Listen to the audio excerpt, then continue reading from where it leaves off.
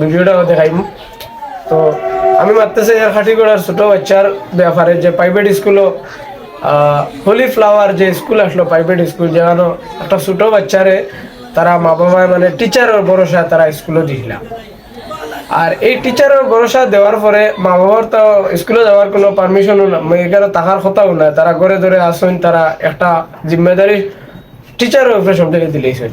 দেওয়ার পরে তারা যে কোন ভরসা আজকাল এই ভিডিও দেখার পরে এই ঘটনা শোনার পরে দেখার পরে মানুষে মা বাপে এই ছোট বাচ্চাই তোরে কোন ভরসা টিচারের হাওলা তুইয়া আইতা পারি, আইরাও বলা আইয়া শান্তিতে রইতা গিলা। আজকে যে ঘটনা হইলো আজকে 2 দিন হোক আর 1 দিন হোক এই ঘটনা হইছে সবে ভিডিও দেখার সবে সোশ্যাল মিডিয়াত খুব বাইরে লর জায়গায় জায়গায় আমি দেখি আর যে বাজার হাটো মানুষের বইয়ে মোবাইলে দেখতে এই ভিডিও এই ঘটনাটা। তো প্রায় মানুষে দেখে খান্দিত রাও যে এমন দুঃখ লাগে, মানে একটা ছোট বাচ্চা যে বাচ্চা এখন হাসি ভর্তি খেলাধুলার সময় স্কুলও গেছে। তো কিলা কিতা ঘটনা হয়েছে বিস্তারিত আমি পুরা কইলিম ভিডিওত। তো ভিডিওটা লাস্ট পর্যন্ত দেখবা আমার রিকোয়েস্ট।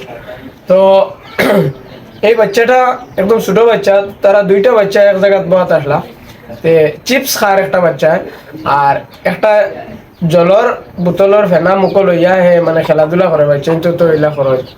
তো ততক্ষণ প্রায় 5 মিনিট হইব, 5 থেকে 10 মিনিট হইব বাচ্চাটা মুখ বোতলের ফেনা লইয়া খেলাধুলা করে, কিন্তু টিচারে এটা কোনো খবরও নাই, ইবা দিয়ানো নাই তানোর।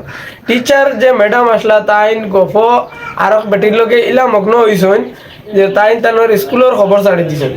প্রাইভেট টিচার প্রাইভেট স্কুলের যে সময় মানে আর যারা মালিকসকল আছেন তারা হইতেছে আর যে তারা কম বেতনে ভাইলে টিচার সকল আর ছাড়িয়ে দিলে ইলা ডিলা করিয়া আবার রসি ছাড়িয়ে দিলে ইলা ডিলা করিয়া যে গেলা মনে ওলা ফড়াও, কারণ ইলা টাইট দিতে পারেন না, কারণ বেতনও কম দিতরা। মালিক হলে তো টিচার হলে দিলে ইলা ডিলা, তারা মনে করলা 100 টাকা বেতন পাইয়ার আর এটা তাই তোর ভাই অত রেসপন্সিবিলিটি লইয়া কিতা করতাম, অত গুরুত্ব দিয়া পড়াইয়া বা খেয়াল রাখিয়া কিতা করতাম। তো যাই হোক ঘটনা তো স্বাভাবিক হওয়া যায় না এগুলো, কারণ একটা যদি ইলা তো ঘটনা এক স্বাভাবিক হিসাবে ধরতে ই ঘটনা এগুলা স্বাভাবিক ধরা যায় না। কারণ হইল গিয়া এই ঘটনা যে সময় বাচ্চাটার মুখের ভিতরে ফেনা আমাইছে বোতলের, তখন আরেকটা বাচ্চা ইয়া ম্যাডাম রে ডাকিয়া কইছে যে ম্যাম ম্যাম ও বাচ্চাটার ওলা ওলা মানে কি যেটাও একটা ডাকিয়া যে একটা কিছু কর, নিশ্চয় তো তুমি তার বাচ্চাটার অবাই তুমি খেয়াল করতে নাই, তার কথাটা শুনতে নাই। যাক গফর শিশু একবার গেল, আবার আইসে আইয়া আবার ডাকিছে, 2 নম্বর বার ডাকা হয়েছে, তারপরেও ম্যাডামে কোনো রেসপন্স দিছেন না, বাচ্চাটার কোনো গুরুত্ব দিছেন না। তাই মধুর মিষ্টি গপ ইলা মগ্ন হয়েছেন যে হরতাই নিবা মরিয়া এগু ব্রেঞ্চির তলে হারছে লাশ হইয়া, তাই তা খবর না। ও যদি তোরা খেয়াল করিলি তা ডাকর লগে গিয়া চাইতে তো বাচ্চাটা হয়তো বাঁচি গেল, অনেক কিছু সময় লাগিন। তোরা আগে হসপিটাল লইয়া গেলে কিছু সময় আগে বাঁচার একটা কিমান হয়তো একটা তার সুযোগ আসলো, কিন্তু এই সুযোগটাও যাওয়াইলা এই লাচার ম্যাডামের কারণে। যে আমি বলতে চাই, আমি কইতে চাই যে এরকম কোনো ম্যাডাম যদি কোনো স্কুলও বা কোনো জব তখন তা মানুষের সাসপেন্ড করিয়া লগে লগে পার্মানেন্টলি টার্মিনেশন দিয়া তারা ব্যান্ড করিয়া তো যে কোনো স্কুলে তারা ইলা কোনো টিচারও জব পাই না, কোনো চাকরি পাই না।